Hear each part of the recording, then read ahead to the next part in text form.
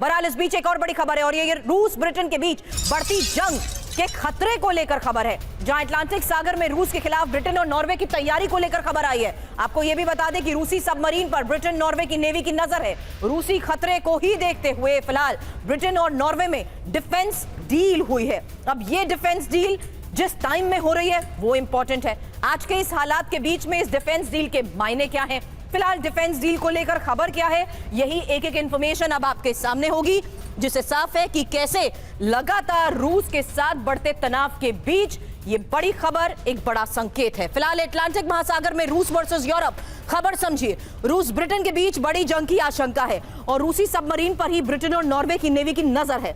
एक और बड़ी बात, ब्रिटिश समुद्री सीमा में रूसी जहाजों की एंट्री। रूसी खतरे को देखते हुए ब्रिटेन नॉर्वे में डिफेंस डील और 1000 अरब रुपए से ज्यादा की वॉरशिप डील।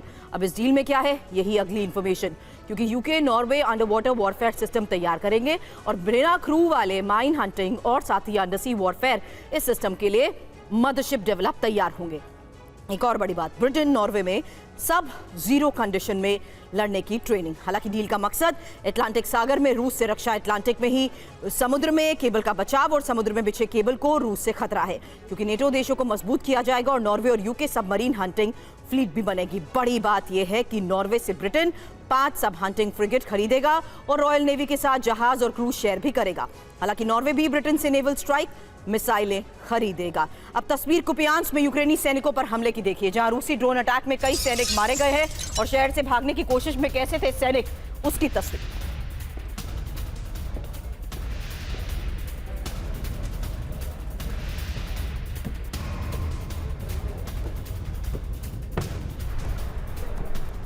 इन तस्वीरों को जरा एक बार फिर से गौर से देखिए।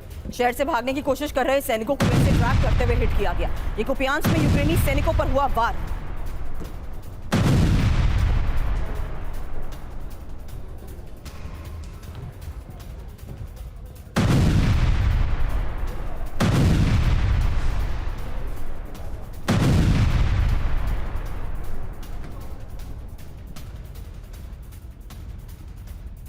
ब्लैक सी में रोमानिया की सेना का एक्शन। खबर है यूक्रेन की नेवल ड्रोन को मार गिराया गया है और यूक्रेन हमारे लिए बड़ा खतरा, रोमानिया की तरफ से कहा गया।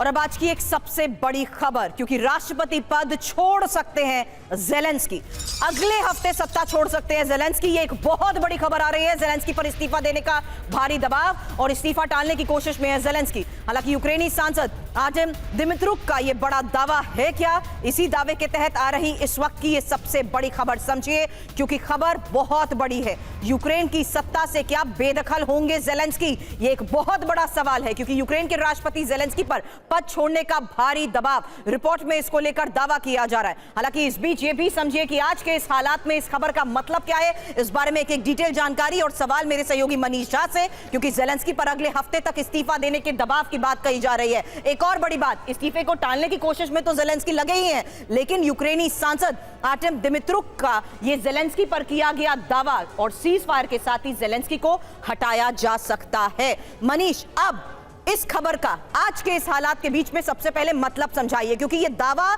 इस लिहाज से बहुत जरूरी है, जहां ज़ेलेंस्की का पद छोड़ना पिछले कई महीनों से क्या रूस की एक कोशिश का सफल नतीजा मानी जाएगी, या डोनाल्ड ट्रंप के साथ हो रही बातचीत के बीच में इस तरीके के दबाव की खबर की पुष्टि होती है। बिल्कुल सही कहा आपने, दरअसल ये ट्रंप का दबाव है। देखिए 2019 में अमेरिका की मदद की वजह से ही ज़ेलेंस्की राष्ट्रपति बने, ये कोई छुपी हुई बात नहीं है। और फिर उन्होंने किस तरीके से अमेरिका के एजेंडे को आगे बढ़ाया, जिसकी वजह से रूस और यूक्रेन का युद्ध तक हो गया। अब हुआ यह है कि ट्रंप ने पीस प्रपोजल भेजा है, लेकिन ज़ेलेंस्की क्या कर रहे हैं कि ट्रंप चाहते हैं कि ज़ेलेंस्की को मैं जो कहूँ वो मान ले, लेकिन ज़ेलेंस्की क्या करते हैं कि वो यूरोप चले जा रहे हैं, यूरोप के नेता जो कहते हैं फिर वो ट्रंप के जो पीस प्लान है उसकी वो हवा निकाल देते हैं। इससे ट्रंप बेहद नाराज है। तो ट्रंप को यह लग रहा है कि अब बगैर ज़ेलेंस्की को हटाए यूक्रेन का पीस प्रपोजल एक्सेप्ट होगा ही नहीं।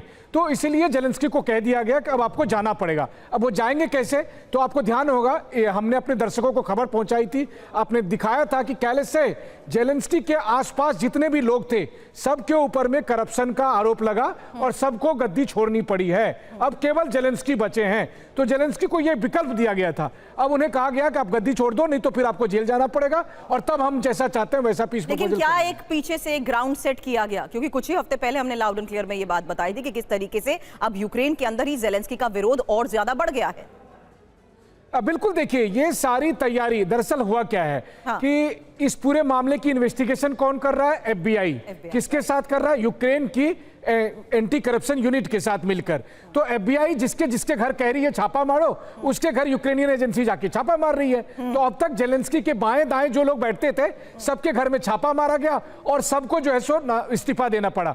अब जांच की सुई आ गई है जेलेंस्की पर। तो यानी कि अगर जेलेंस्की प्यार से नहीं जाएंगे तो उनके सारे राज खोल दिए जाएंगे, क्योंकि देखिए ये करप्शन का मामला है। बल्कि राष्ट्रपति पुतिन ने भी ये कहा कि अभी जेलेंस्की के लिए टेंशन दूसरा है, अब तो पीस प्रपोजल छोड़ दीजिए, पहले वो करप्शन के मामले से कैसे बचेंगे, कैसे कुर्सी बचाएंगे, वो देखने वाली बात। तो ये सारा मामला इसी के इर्द गिर्द है कि ट्रंप की चूंकि उन्होंने नहीं मानी, तो या तो जेलेंस्की गद्दी छोड़ दे, नहीं तो उनको महान करप्ट घोषित करके जेल भेज दिया जाएगा। बड़ा दावा यही कर दिया गया है कि सीज फायर के दौरान ही और सीज फायर के ऐलान के साथ ही जेलेंस्की को हटाया जा सकता है। लेकिन अब तस्वीर रूस के यूक्रेन पर उस बड़े हमले की जहां ज़ेपोरिज़िया में रूस की बम वर्षा को लेकर एक और खबर। हालांकि ज़ेपोरिज़िया में हो रहे हमलों को लेकर इससे थोड़ी देर पहले भी आपने एक तस्वीर देखी। अब ये रॉकेट लॉन्चर से पूरे इलाकों को दहलाने का दावा किया गया। ये देखिए तस्वीर, यूक्रेन की सेना के कई ठिकाने तबाह।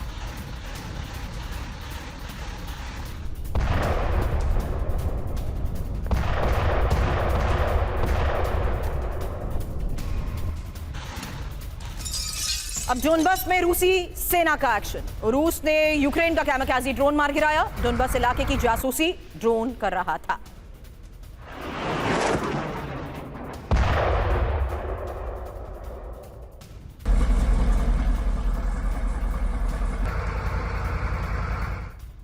और भीषण जंग के बीच ही यूक्रेन अमेरिका में बातचीत। एक बड़ी खबर आपको बता दें, स्टीव विटकॉफ से रुस्तम उमरोव की मुलाकात, और पुतिन से मिलने के बाद ही उमरोव विटकॉफ से मिलेंगे।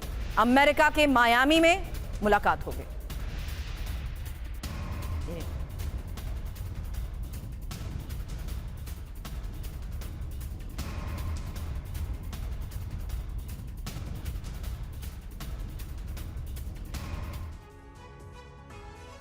तो फिलहाल TV9 भारतवर्ष पर लगातार ये मेगा कवरेज जारी है, जहां आप देख रहे हैं कि 89 घंटे 12 मिनट और 12 सेकंड हो चुके हैं, जहां दोस्ती जिंदाबाद को लेकर ये नॉन स्टॉप कवरेज लगातार जारी है।